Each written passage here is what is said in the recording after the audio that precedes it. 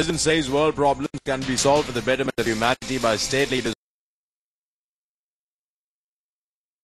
following the teachings of the Lord Buddha. All facilities arranged, the large crowds expected in Anuradhapura for the Poson week. Sad incident of Arantala Bhikkhu massacre completes 25 years.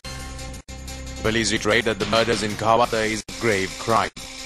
Former Egyptian president convicted to a lifetime of imprisonment.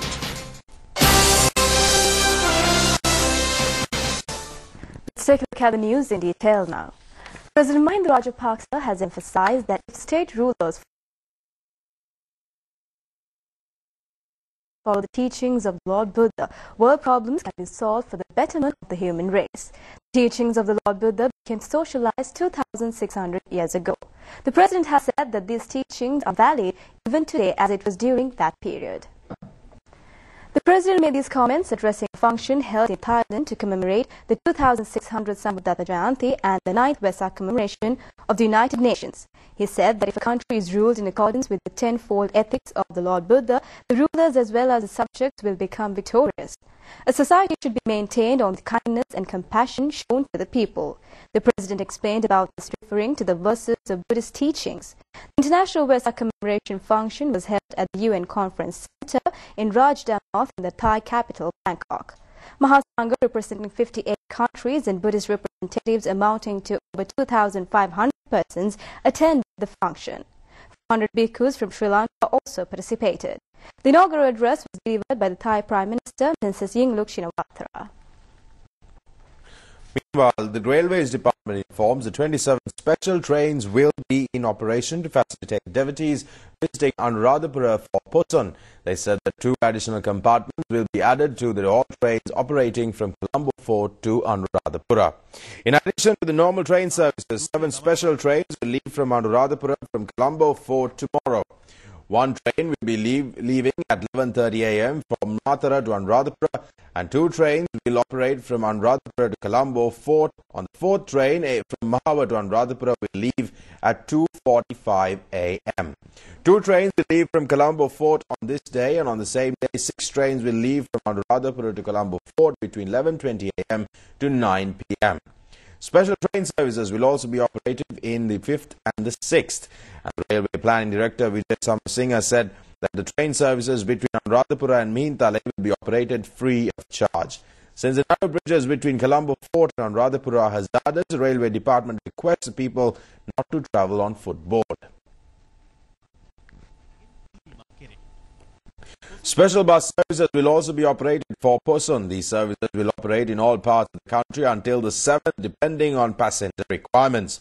Stickers with long-distance buses were issued yesterday, and the Transport Regulatory Commission said that stern action will be taken against private bus crews who charge additional fares and indulge in other malpractices. To monitor this situation, mobile inspectors have been deployed round the clock. 120 new buses have been added to the SLDP fleet to expand the public transport service. The handing over of the buses to the respective depots was held yesterday at the Udhampur depot under the auspices of Minister Kumar Welgama. Deputy Minister Rohan Disanayak and several others attended this function.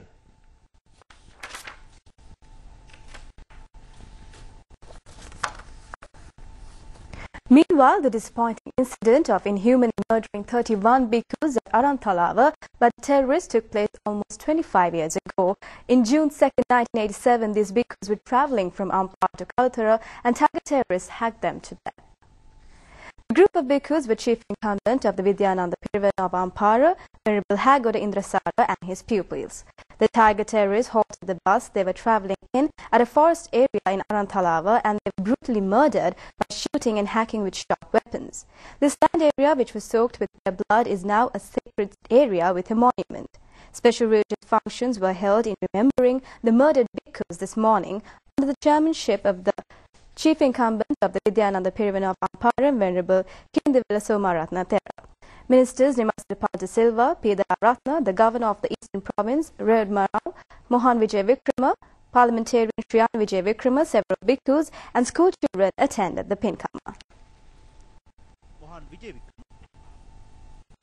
In remembering the Bhikkhu massacre, a Pindapata walk was also held in the Ampara town recently.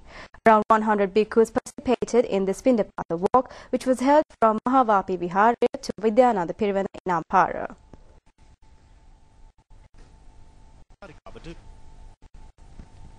The ordaining of 31 children in remembrance of the Ananthalava Bhikkhu massacre was held at the Mahavapi Vihara yesterday. This has become an annual incident.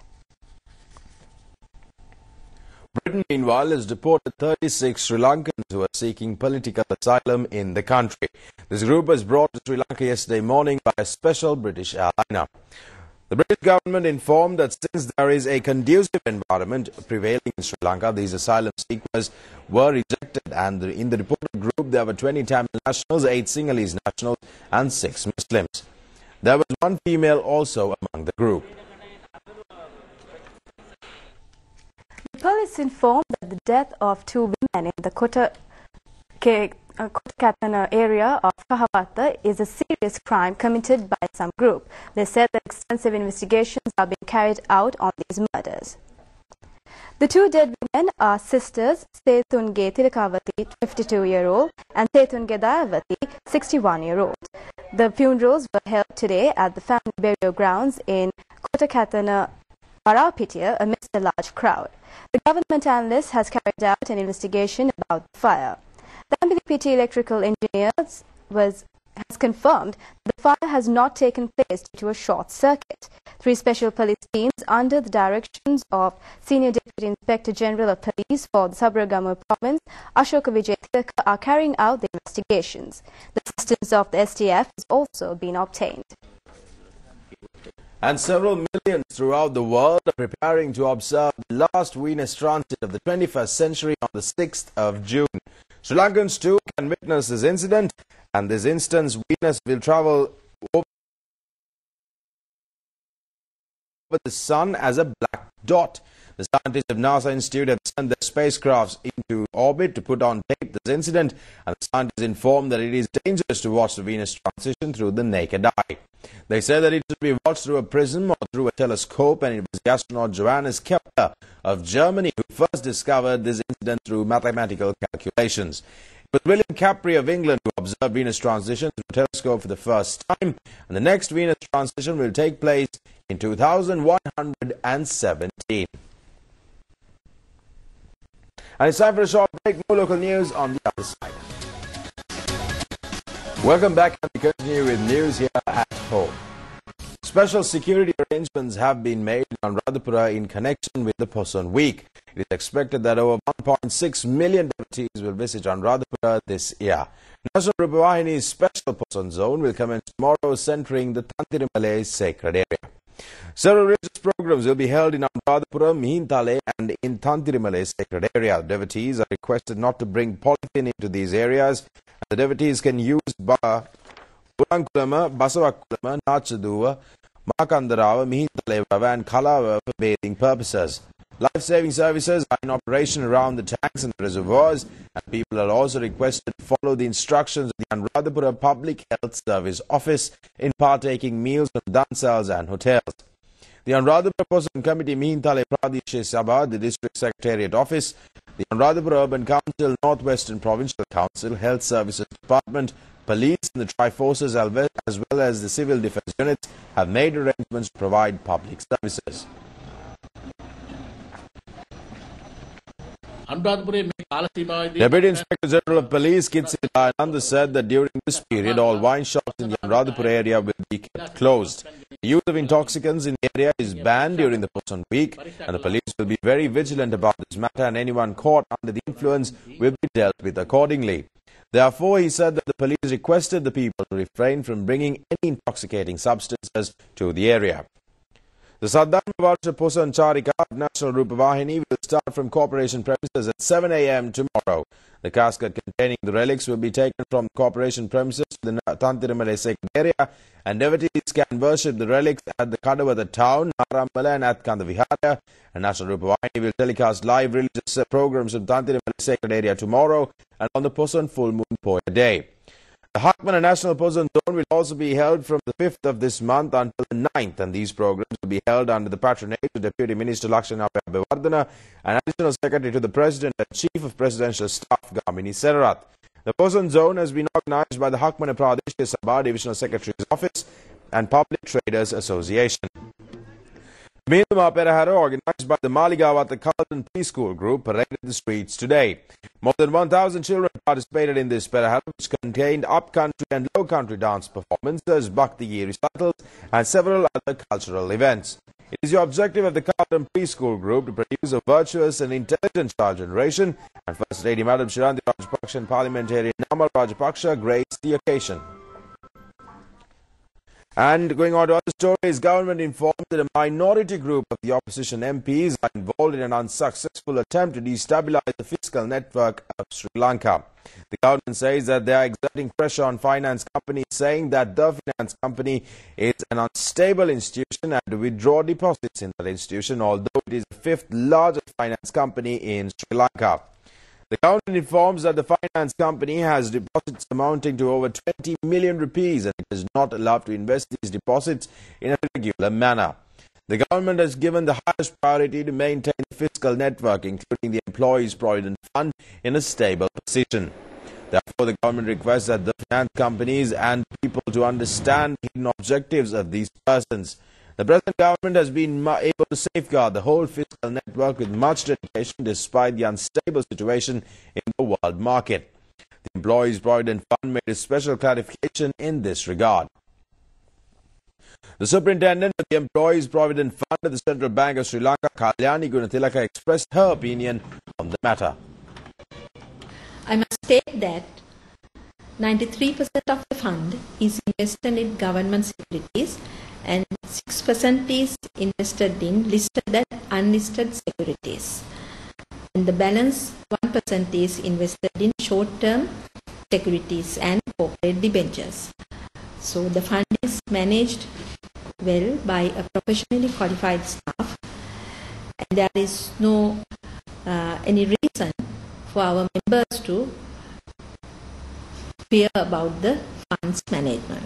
The fund recorded 19 billion unrealized gain in 2011, but the Monetary Board and the Employees Provident Fund decided to keep all these stocks in the portfolio in order to realize better returns in the future. So our members and the public will see that we will realize better returns and provide better returns to our members in the future. Meanwhile, the Ministry of Petroleum Industry said that fuel consumption within the 3 years after defeating terrorism has increased by threefold. The Secretary to the Ministry, RHS Samaratunga, said that the government is spending a large amount of foreign exchange for fuel imports. It is expected that consumption will be further increased with the development of economic activities in the country. During the last 3 years, expenditure increased by threefold. It was mainly due to the increase in the consumption rather than the increase of the price of fuel.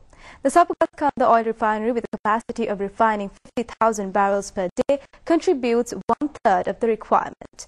The Secretary points out that there is a possibility of increasing the price of fuel in the world market on a long-term basis. The Trincomalee Naval and Oceanic Science Faculty has become the first institution among the Triforce's science faculties that has obtained a certificate from the International Standards Institution. The commander of the institution, Commodore Dimudu Gunawardena, said that this feat is an honor for the whole country. The faculty, which began in 1967, is an administrative zone of the Eastern Naval Command. This is the only institution in Sri Lanka that produces professional naval personnel, and at present there are about 2,000 students in this university. 250 of them are receiving officers training, and the institution obtained ISO 9001-2007 in the year 2007 and ISO 9001-2008 in the year 2010. In 2003, it also received presidential colors, and last year this institution is affiliated with Kotalavala State Security University. Accordingly, the students and the faculty can read for graduate and postgraduate courses at the Kuthalapalli University. Based on the subjects being taught, 17 schools have been established, and among the courses are navigation, engineering, information technology, arms training and medical subjects. The students say that the institution helps them to organize their lives on a professional basis. The commander of the Naval and Oceanic Science Faculty, Commodore Dimuthu Gunawardena, had the following to say.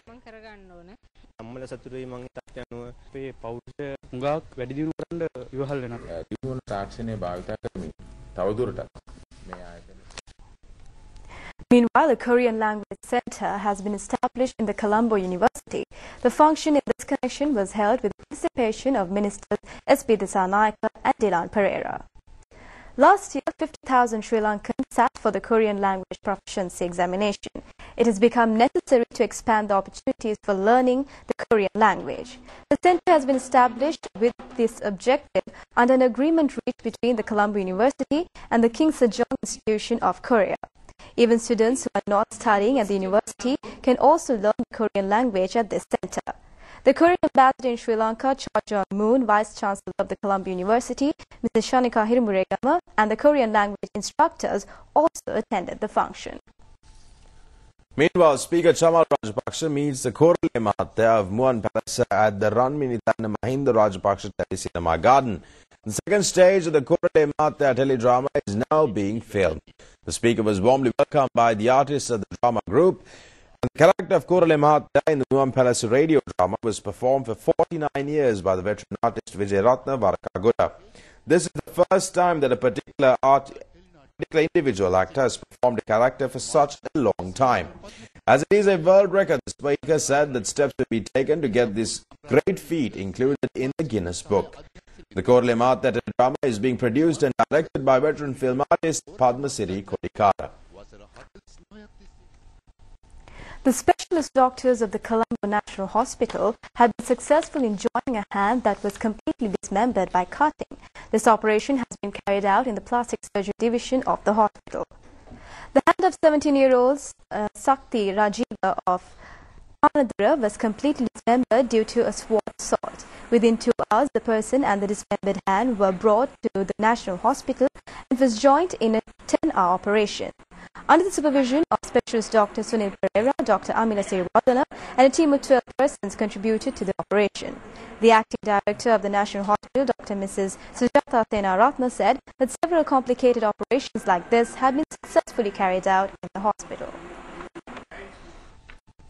News Overseas is coming up next.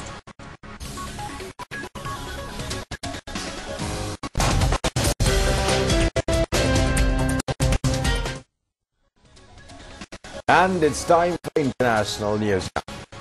The Egyptian court has sentenced ex-President Hosni Mubarak to life in prison for complicity in the killings of protesters during last year's uprising. The 84-year-old is the first former leader to be tried in person since the start of the Arab Spring in early 2011. Former Interior Minister Habib Al-Adli also received a life sentence over the deaths of demonstrators, and Mubarak and his 2 sons Gamal and Allah were acquitted on separate charges of corruption. Shouting and scuffles erupted in court after the verdict was read out, and the first leader toppled during the Arab Spring was Zain al-Abidin Ben Ali of Tunisia, who was found guilty in absentia for drugs and gun charges in July. Libyan leader Muammar Gaddafi was killed by rebels in October, and Yemen's Ali Abdullah Saleh received immunity from prosecution after handing over power in November. Firefighters freed a boy whose head was trapped between iron bars of a public fitness facility yesterday in southwest China municipality of Chongqing.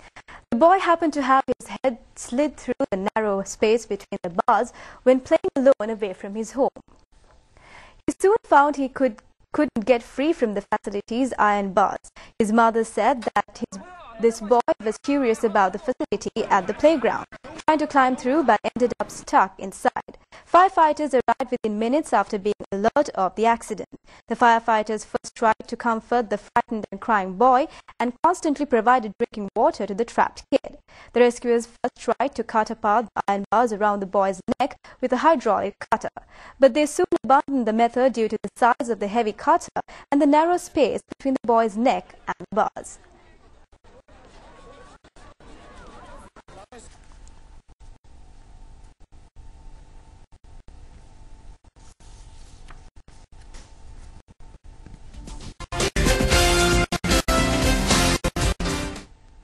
Good evening. Welcome to the sports news with me, Shamindi Samrasekara. Sri Lanka won by 37 runs in the first T20 match played between Pakistan and Sri Lanka at the Surya Mahinda Rajapaksa International Cricket Stadium yesterday. Sri Lankan team batting first scored 132 runs. 4 of the first-line batting order players were dismissed for 39 runs. The fast scoring of 32 runs by Thisara Perera and 30 runs scored by Lahiru Tirimana helped to increase the Sri Lankan score. The Pakistan team, chasing a target of 133 runs, was all out for 95 runs in 17.4 overs. Matthews, Kulasekara, Malinga and Sachitra Senanaka took 2 wickets each. Due to the excellent bowling and fielding by the Sri Lankan team, helped to restrict Pakistani side. The next T20 match between the two sides will be played at the Surya Stadium tomorrow. The matches of the second stage Carlton Super Sevens were played at the police grounds in Bambalapitiya today. First Lady Madam Shuranta Rajapaksa and Parliamentarian Nama Rajapaksa were the chief guests. 10 teams are participating in this tournament and Jaffna Challengers team is led by Yoshida Rajapaksa. In the first stage of the tournament played in Kandy, the Northwestern Blacks team became the winners by obtaining 25 points. Tomorrow's matches will be very crucial and several Bollywood film stars are expected to attend as spectators.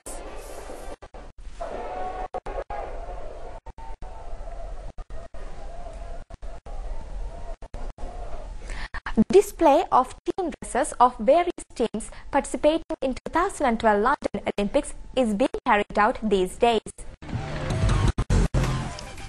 The display of Jamaican team's official dresses was carried out with the participation of world's fastest runner Usain Bolt.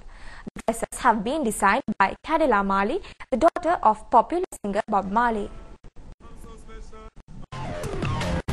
The official dresses of the stage floral designers and those who participating for presentation of awards were also displayed in London yesterday.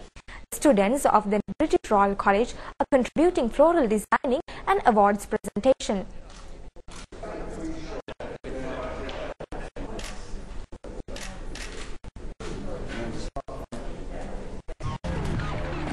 Afghanistan Olympic authorities have said that one female player will be included in the Afghanistan Olympic squad. Even in the 2004 Olympics, only one player from Afghanistan participated. The 22-year-old Tamia said, although there are limited facilities, she is getting her training for the 100-meter event. Thank you, Shamindi. Well, that's all the news we have for you. Thanks for watching. Take care. Good night.